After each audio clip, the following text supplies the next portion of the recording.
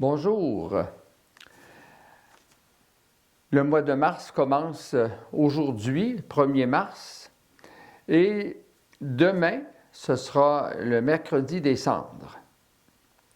Alors, je sais déjà que l'abbé Raymond Martel a donné de l'éclairage comme un enseignement sur le sens de recevoir les cendres et du carême. Moi, ce que je veux faire, je veux reprendre l'invitation du pape François de faire du mercredi des cendres, donc ce 2 mars, l'entrée en carême, d'en faire une journée de jeûne et de prière pour l'Ukraine, pour la paix en Ukraine. Hein, vous savez ce qui se passe actuellement en Ukraine. La Russie, le président russe qui a décidé de faire la guerre, d'envahir l'Ukraine sans aucun motif sérieux. Alors, et on sait tout ce que ça implique de souffrance terrible, de douleur, de drame social, de drame des familles, de destruction massive.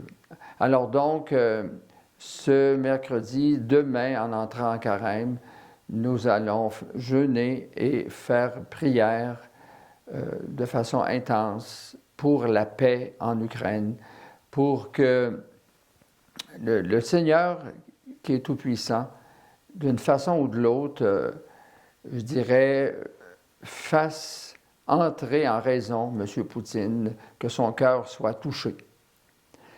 Voilà pour le premier message. Et aussi, en lien avec ça, Développement et Paix nous invite à faire un don pour les besoins qu'il y a en Ukraine. Alors, je vous lis ce que j'ai reçu moi-même par courriel de Développement et Paix. Nous avons fait une affectation immédiate de 75 000 $. On fait ça les jours derniers, pour répondre aux besoins en matière de nourriture, d'abri, de soins médicaux et de transport vers des lieux sûrs. De plus, nous demandons votre solidarité et votre soutien pour nous aider à répondre aux besoins sur le terrain. Donc, par Développement et Paix, vous pouvez faire un don pour venir en aide aux Ukrainiens. La semaine prochaine, c'est l'Assemblée plénière des évêques du Québec. Nous serons en assemblée, en présence à Nicolet. Et mardi, 8 mars, ce sera la Journée internationale de la femme. Alors, comme je ne serai pas ici à Amos, alors j'anticipe pour souhaiter à toutes les femmes, peu importe l'âge, peu importe leur culture, souhaiter à toutes les femmes une très bonne journée internationale de la femme, puis surtout demander aux hommes de faire du spécial cette journée-là. Il y a 3 points que je veux mettre en lumière sur ce thème-là. D'abord, un des objectifs de cette Journée internationale de la femme, c'est de continuer de lutter pour l'égalité homme-femme.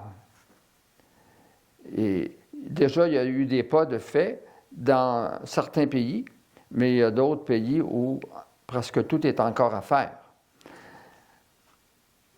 Dieu, dans la création, a donné une égale dignité à l'homme et la femme. Et s'il y a eu, dans l'histoire, il n'y a pas si longtemps, même encore au Québec, pratiquement un fossé entre les hommes et les femmes, bien c'est les humains qui ont fait ça, c'est les hommes qui ont fait ça, hein, par des dominations, par de l'exploitation et autres. Alors, puis après ça, bien, c'est devenu culturel et puis structurel, cette différence. Donc, mon souhait, c'est vraiment que le rapprochement pour une égalité homme-femme soit de plus en plus une réalité. Ensuite, deuxième aspect, c'est un non catégorique à la violence contre les femmes. Il y a eu l'année passée, en 2021, puis déjà quelques-uns cette année, en 2022, il y a eu des féminicides. Et sans compter toutes les femmes qui ont été violentées par des hommes, par leurs conjoints. Alors, dans cette journée internationale de la femme, ça doit être une option qui doit être prise à tous les niveaux et ça doit faire partie de l'éducation à donner aux plus jeunes, aux garçons, aux adolescents, que c'est non à la violence contre les femmes. Quand il y a des différences, parce qu'il y en a, il y a des différents, des opinions qui ne sont pas les mêmes, c'est dans le dialogue, c'est dans l'écoute et le dialogue qu'on arrive à solutionner les conflits. Et enfin, je veux profiter pour dire toute ma reconnaissance aux très nombreuses femmes engagées dans notre Église diocésaine, ici au service diocésain, comme dans les paroisses. La grande majorité des catéchètes, des femmes coordonnatrices, des coordonnateurs ou coordonnatrices de paroisse, ce sont des femmes. Je dirais qu'il y en a minimum 8 sur 10, puis dans bien des cas, c'est 9 sur 10. Alors, sans votre implication, mesdames, notre Église serait quasiment morte. Hein? Alors, vous êtes celles qui continuez de donner la vie à notre Église et d'engendrer la foi.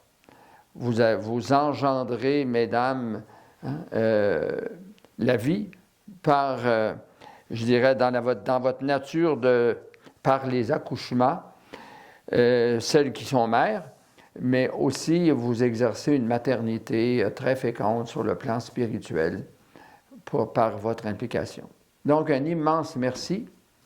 Et puis, je souhaite à toutes les femmes, donc, une très belle journée ce 8 mars, que beaucoup d'initiatives, de délicatesse, de reconnaissance vous soient données en cette journée-là. Bonne journée internationale de la femme. Et je vous donne la bénédiction de notre Dieu d'amour, au nom du Père et du Fils et du Saint-Esprit. Amen.